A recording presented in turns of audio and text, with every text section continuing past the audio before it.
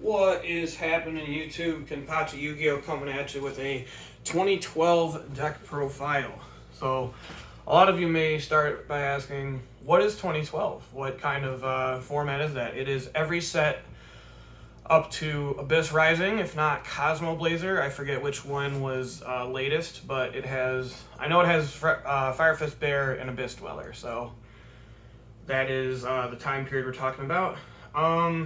I'll get straight into the deck profile. So, start off with 3 copies of Ryza. Very good utility creature in the time. Putting things back on the top of the deck. Sets your opponents back an entire draw phase. Hi, Kiki. You want to say hi to YouTube? Hi, baby girl. I guess Kiki's going to be the guest star on this video. But yeah, very disruptive. It puts any card, so you can get rid of back row, you can get rid of monsters.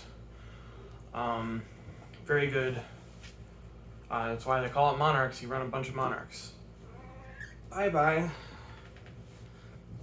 3 Kai's the Shadow Monarch. Arguably better than Ryza. It gets rid of a problem, and if that happens to be a dark monster, like, you know, your opponent's Sangan or Gores, they take 1,000. And even if you need to close out the game, this is kind of like an underrated cowboy. You can banish itself, and they take 1,000 as well. Be sure that he's not the only card on the field when you use the effect, because otherwise you're going to be very sad. Just one of the best pieces of removal in that format. Very, very good card. Best structure deck Monarch, for sure. The reason it's called Frog Monarch is you run a very robust frog engine. This is 3 swap frogs. Unlike the current errata, you're allowed to use the effect where you bounce them back to your hand and summon them to mill a level 2 or lower aqua, including Frog the Jam. By the way, he does not discriminate. However, the additional normal summon can still only be granted once per turn. I definitely recommend getting like English Commons or something if you're not familiar with swap frogs. If you're gonna build this deck for yourself or introduce it to your format. Continuing the frog support, Treeborn Frog. This was in the heyday before the Duelist Saga errata, which made him once per turn. So you're allowed to use this as many times as you want, as long as it's your standby phase and you don't have any spells or traps. So a very good play with Treeborn is to summon him, then use enemy controller tributing him, stealing your opponent's monster, and then you can summon that same Treeborn Frog during the standby phase, as long as you don't have any other back row. The glue that holds the deck together, 3 Max C. These are my babies, these are my German first eds, and maybe we'll get to use these in standard once upon a time later. It kind of unbricks you if your opponent's going off. This can convince them to slow down, and if they stop on like a starter and don't keep going, chances are you can capitalize on that by summoning a Monarch the next turn and getting rid of that so they can't use it next turn. Or if they just go off and keep going and keep going and keep going, you're going to draw into your outs, which we'll get to later in this profile. But yeah, 3 Max C, definitely an all-star of the format. And 3 Battle Fader. This is basically just so you don't die, and it also provides a tribute fodder for any Monarch that you may have. Very useful for saving your life when you're down on your luck. Max C drawing into this basically just guarantees you an extra turn, and more or less guarantees you're going to have a tribute for next turn. 2 Effect Veiler. I have considered going up to 3 because of the utility of it, but you don't really want to see multiples of it, and with 3 Max C, you're going to have it more than likely. Hand traps were not the most developed thing in 2012, so Effect Veiler is kind of the cream of the crop in that aspect. One of the best things that you can drop on your opponent's turn. Not too many effects you have to worry about, like only negating till the end phase, because usually dropping this stops a tour guide, it stops a rabbit, it stops your opponent's Monarch, and you can even use it as a tuner. So you can use it for synchro plays, stealing your opponent's monster with enemy controller, and then summoning Veiler and synchroing. Very good play. My other baby of this deck, 2 Light and Darkness Dragons. I finally got Retro Pack Secrets after God knows how long. Thank you, Recession Money. This is the original Omni Negate, but it is not optional. So every single card in effect that goes onto be Chainlink 1, Light and Darkness negates. So your opponent's going to have to expend 3 to 4 cards just to get rid of this by negating their own cards. And if you want to continue your own plays, you can just keep using the same Treeborn in the standby phase to get him weak enough to where he can't negate it anymore, and then you just summon it. And another convenient thing, if they do answer him, you get to destroy all cards you control and then special summon a monster from your graveyard, so you can get back your Jinzo, your Gores, a strong Synchro monster in your graveyard, or even just get back Max C in defense mode so you don't die. We're going to get onto the one-ofs, the battle responders, 1 Gores and 1 Tragodia. Free real estate, really. Whenever you take battle damage, you can summon one of these. Gores, you have to have no other cards, of course. Tragodia, kind of an all-star. In the mirror match, you can discard your level 1s to take control of your opponents that they've left on the field, like Treeborn Frogs, Veilers, etc. He can copy levels in the graveyard, so if you steal your opponent's monster, you can go into Exceed plays. And of course, Gores gives you a free token and himself. So if you have a Monarch or a Light and Darkness Dragon, he's pretty much free summoning. We're going on to Honorary Monarchs. Jinzo and Dark Dust Spirit. Jinzo, self-explanatory. He's been limited for so long at this point in time because he stops all trap cards. He is like MVP when it comes to back row. Like, you basically live without fear when he's around. Dark Dust Spirit, it's a summonable lightning vortex. And that is sometimes invaluable. And him bouncing back to your hand, telling your opponent, hey, no matter what you do, I'm going to have this Dark Dust Spirit no matter how many times you set up a board, is invaluable at times. And last but not least, Ronin Tonin, the best part of the Frog engine sometimes. Big booty.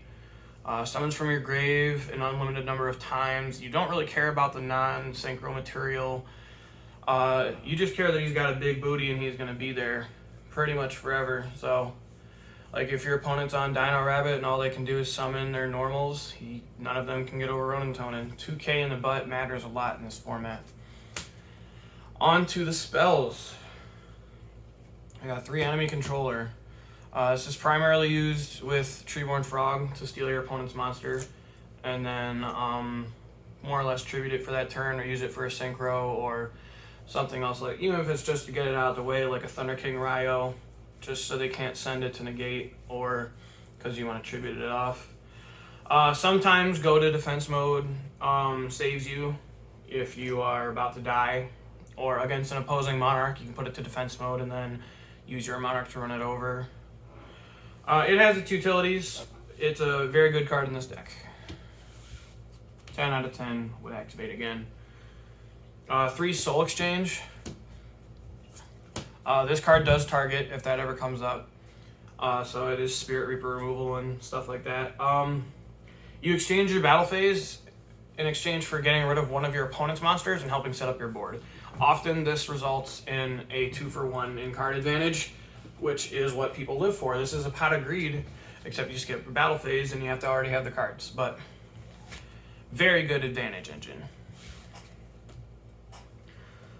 2 Pot of Duality. This basically just tries to put some gas in the engine. Good for turn 1, easy side out if you ever build side decks for this format. It finds what you need. If you don't have a starter, it finds your Frog. If you don't have any power, it finds your Monarch or your Light and Darkness. Or it could even just find that power 1-of that gets you out of your situation. Like, hey, I added Gores. I passed turn. What are you going to do? Play around Gores the entire match? You got to do something eventually. Or not. But very good card. Pot of Duality. On to the 1-of in the spell department. Heavy Storm. Speaks for itself. Clears the way. Make sure your Monarchs hit the board. or it draws them out for that Starlight Road, and then you can banish or top deck that Stardust Dragon. Because Stardust doesn't really answer that much in this deck because it's mostly non-destruction removal. Dark Hole, pretty much more of the same, clears the way.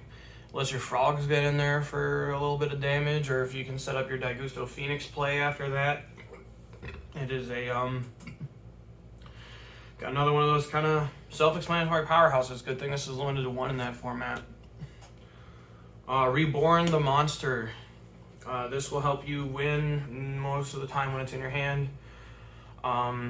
Steal your opponent's boss monster from the grave, get back your own Jinzo or your own Monarch just to get in there, or even just Monster Reborn, a swap frog, so you can combine it with Ronin Tonin and make Daigusto Phoenix or Gachi Gachi when you need to.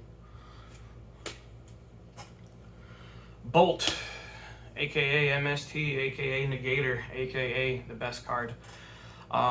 Spot removal for back row is very essential. If you need to get rid of that Fiendish Chain that's bogging down your Monarchs, or if you're pretty sure they got that Mirror Force or Macrocosmos. God, don't even say the word Macrocosmos around me, it scares me. Very good utility card. And the final piece, Foolish Burial. Get your frogs online, get that Ronin Tonin some food. It puts your deck from the off position to the on position. Not very good late game, but every back row is a good bluff if it works. Onto the extra deck. 1 Slacker Magician. This punishes your opponent for not reading the card. Basically, if they target it, you can detach to negate that effect and destroy. And once per turn, it cannot be destroyed by battle. So if they only have 1 answer to your monsters, such as Master Hyperion or a Monarch, it's a very good monster to just set it and forget it on the field. Gachi Gachi. Pump up all those jams, provides a bump to your whole field, turns Max C into a beater, 2200 in the butt, and he saves himself from destruction twice, so sometimes he stalls for long enough just to get you the summon that you need. Daigusto Phoenix, pop pop, making people drop. He allows himself or Ryza to attack twice, and this can turn boards that don't have game to boards that do. Fair enough. And you can steal, like, this is good for when you steal your opponent's level 2, or, God forbid, you have to Monster Reborn Max C and normal summon Ronin Tonin. At least you have something to go into that can deal damage. This one might seem a bit weird. C39 Utopia Ray. This is exclusively for when you Max C your opponent's Utopia, because Utopia actually does kind of put up a front to this deck by being big and by negating attacks. So this just takes it and turns it into your monster permanently. I've never read the rest of the text on this card. Inzektor Exabeetle, he can get huge. That's his main benefit. And he can steal an important resource from your opponent's graveyard. And his sending effect sometimes comes up. It's basically just more removal. But yeah, just part of the rank 6 engine, really. Photon Strike Bouncer. He's big. He negates. This can stop your opponent from doing certain plays. Or, like, if you know, if your opponent's at 1,000 or less, it's like, here you go. If you use a monster effect, you lose. Very good for closing out games. Swordbreaker. Pretty much just big. And he gets over stuff like, or he can force Zen Mines to detach 2 instead of 1. Gets over like Spirit Reaper, Marshmallow if your opponent's running that, or just things that are bigger than him. And it's just a utility rank 6. There's lots of room in the extra deck. Force Focus, big number, 2800 for 2 level 6s. And can very rarely, it can negate a Floodgate that's stopping you or something. Like if your opponent has Spell Canceller, I don't know, Vanity's Fiend, whatever. It's just big number. I've never summoned him. Gaia Charger. Utility with all the rank 6s that you run, as well as enemy controllers, steal your opponent's girl, and then summon Gaia Dragon on top of it. Basically just there for utility. The piercing comes up every once in a blue moon, especially in the mirror, 2500 over that Treeborn. That matters a lot. On to the synchros. Formula Synchron. Because sometimes all you want to do is draw a card and have a level 2 tuner on the field. Synchroing on your opponent's turn doesn't usually matter that much, but it's a nice utility card to have. Basically just effect Valor plus Treeborn equals draw a card, and then you have a tuner. Armory Arm. This is pretty much something so you can just go into it when you have almost no other plays. It helps climb up to other plays, like if you have Armory Arm and then Monster Reborn, the Formula Synchron, etc., etc. Another card I've never really summoned in this deck. Ally Justice Cataster, the one card Zen lines out more or less. Just utility goes in on just a good synchro for this format. Black Rose Dragon, destroy all cards on the field. It comes up more often than you would think. 1 Monarch plus 1 Valor equals Black Rose Dragon. Clears the field, allows you to go off from your graveyard after that, or if you didn't have to commit your normal summon, it lets you just keep going off from there. Unfortunately, we don't really have a way to activate the other effect, but yeah, the second effect on Black Rose is where it's at. Scrap Dragon, very useful, level 8 synchro. Formula Synchron plus any Monarch basically, or use your opponent's stuff. The utility of destroying a card on each side of the field is often just destroy a card on your opponent's side of the field, because you're going to usually blow up like a dead back row in your hand or a Treeborn Frog on your side of the field. 2800 in the front matters a lot. And then last but not least, Thought Ruler Archfiend. Basically you just go into this when your opponent has like a ton of back row, like deep prisons, compulses, and stuff. I've thought about making this Stardust Dragon from time to time, but the couple times I made it and it was Thought Ruler mattered a lot. Also, this can grind for life points in the late game, and it's a very good general use synchro. And as for, you might be asking, where's the side deck, where's the traps? All I got for you is a Gorse token, because you're going to need it. Thanks for watching my deck profile. I will be recording a bunch of these today probably. I'll be posting them throughout the week. I'll see you guys next video. Bye-bye.